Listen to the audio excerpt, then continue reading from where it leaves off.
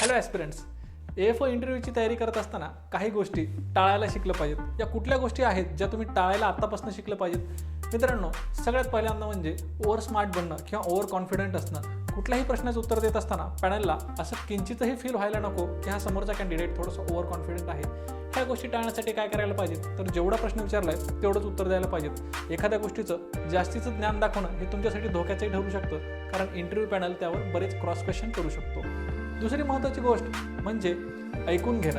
मित्रांनो, बऱ्याच वेळा असं होतं की आपण प्रश्न संपायच्या आधीच उत्तर देण्याची तयारी करतो, तर ही जी गोष्ट आहे ती थोडीशी टाळली पाहिजे.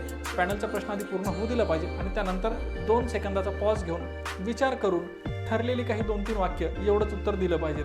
तिसरी आणि महत्त्वाची गोष्ट म्हणजे निगेटिव्ह ओपिनियन न दाखवणं. कुठल्याही गोष्टीबाबत जर पॅनलने आपल्याला विचारलं तर आपलं मत हे निगेटिव्हली गेलं नाही पाहिजेत.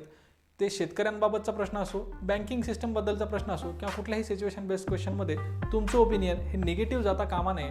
या 3 गोष्टी जर तुम्ही टाळल्या तर इंटरव्ह्यू नक्कीच तुम्ही क्रॅक करू शकता. थँक्यू मित्रांनो. जर व्हिडिओ आवडला असेल तर नक्की मित्रांसोबत शेअर करा.